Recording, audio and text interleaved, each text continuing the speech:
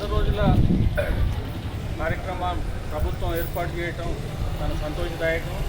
ఈ కార్యక్రమం 39వ వార్డులో ఈరోజు కార్యక్రమం ఏర్పాటు చేసిన మున్సిపల్ సిబ్బందికి, ఈ కార్యక్రమానికి ముఖ్య అతిథిగా చేసినటువంటి గౌరవ కమిషనర్ గారికి, వారి సిబ్బంది అందరికీ, అలాగే మా వార్డు మాజీ ప్రజాప్రతినిధులకు, మా వార్డు కాంగ్రెస్ పార్టీ నాయకులకు, ఇక్కడికి విచ్చేసిన సోదరులందరికీ మనస్ఫూర్తిగా కాంగ్రెస్ పార్టీ పక్షాన హృదయపూర్వక నమస్కారాలు తెలియజేసుకుంటూ, ఈరోజు ప్రభుత్వం ఏదైతే మనందరినీ బాగు చేయాలనే సదుద్దేశంతో కార్యక్రమాలు చేపడుతుందో ఆ కార్యక్రమాలన్నీ మనం సద్వినియోగపరచుకోవాలి.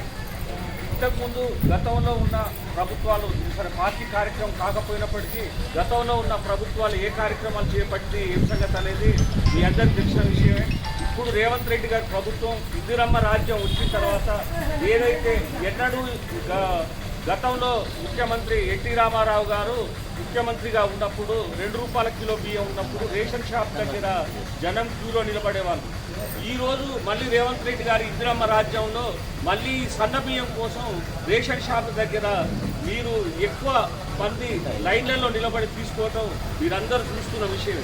అంటే ఆనాటి ప్రభుత్వానికి ఈనాటి ప్రభుత్వానికి ఉన్న తేడా ఏందో మీరందరూ గమనించుకుంటూ మనం ప్రభుత్వం నుంచి ఏదైతే మనకు సంక్షేమ ఫలాలు వస్తున్నాయో ఆ సంక్షేమ ఫలాలన్నీ మనం ఏ రకంగా అయితే తీసుకుంటున్నామో ఆ రకంగానే మనం కూడా గౌరవ కమిషనర్ గారికి అయితేది, వారి సిబ్బందికి అయితేది మనం కూడా పూర్తి రకంగా మనం సహకారం అందించాలి. ఎందుకంటే ఇప్పుడు ఆ ఇంటి పన్నులు కూడా ఉన్నాయి. ఇంటి పన్నులు కట్టే విషయంలో గౌరవ మన సీనియర్ ఎంప్లాయీ గౌస్ గారు కూడా చెప్పారు. గతంలో కూడా గౌస్ బాయ్ గారు మన ఏదైనా వార్డులో కార్యక్రమాలు ఉంటూ వచ్చి సవివరంగా చెప్తారు. ఎందుకంటే వారు ముస్లిం అయినప్పటికీ కూడా స్పష్టంగా తెలుగు మాట్లాడగలుగుతారు, చెప్పగలుగుతారు. మనందరికీ అదొక అడ్వాంటేజ్. మన వార్డు ఇన్ఛార్జ్ కూడా యువకురాలు మేడం పేరేమో మహేశ్వరి గారు కూడా వచ్చారు. మనకేమైనా సాధక బాధకాలు ఉంటే మనం చెప్పుకుందాం. మనకేమైనా చిన్న సమస్యలు ఉంటే మనం ఒకటేనమ్మా, పొదుపు సంఘాలలో ఉండాలి. పొదుపు సంఘాలు సక్రమంగా సద్వినియోగపరచుకోవాలి. వాటిని కూడా తిరిగి మనం అట్లనే వారికి మనం చెల్లించుకోవాలి. ప్లస్ ఇంకోటి, మన ఇంటి చుట్టుపక్కల ఉన్నటువంటి శుభ్రత, పరిశుభ్రత. మనం ఇప్పుడు మనుషులము రోజు లేవగానే బ్రష్ చేసుకుంటాం, స్నానం చేస్తాం, మన ఇల్లు వాకిలు ఉంచుకుంటాం, మన ఇల్లు శుభ్రంగా ఉంచుకుంటాం, మన ఇంట్లో ఉన్న అంట్లు బేసన్లు అన్నీ తోముకుంటాం. మనమందరం ఎంతైతే నీట్గా ఉంటామో మన పరిసరాలు కూడా అట్లనే నీట్గా ఉంచుకుంటేనే మనకు దోమల బెడద కానీ ఈ రోగాల బెడద కానీ ఉండదు.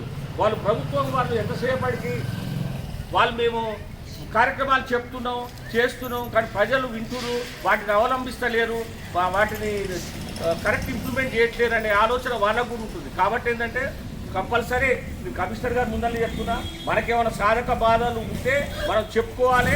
మనం కూడా వారి సిబ్బందికి మనం పూర్తి స్థాయిలో సహకరించాలి. అట్లా మీరందరూ సహకరిస్తారని మనస్ఫూర్తిగా ఆశిస్తూ, గౌరవ కమిషనర్ గారికి మనం ఏమైనా చిన్న సమస్యలు ఉంటే మనం లిఖితపూర్వకంగా రాసిస్తే, ఇప్పుడు కూడా చెప్పినా చిన్న వాటర్ లైట్ల సమస్యలు ఉన్నాయని చెప్పినాం. జర మున్సిపాలిటీ స్టాఫ్ ఈ మోరీలు అయితే మిగతా కార్యక్రమాలు కూడా మంచిగా నడుస్తున్నాయి. వారిని కూడా ఏమి ఇబ్బంది పెట్టే పరిస్థితి లేదు. ఆ నల్లాలు కూడా కొంచెం లేట్గా ఇస్తున్నారని మనోళ్ళు కూడా అంటున్నారు. ఆ నల్లాలు కూడా కొంచెం కమిషనర్ గారు దృష్టిలో పెట్టుకొని గౌరవ డీ గారికి చెప్తే దాని మిగతా చిన్న ఇబ్బందులు ఉంటే మనం చెప్పుకుందాం.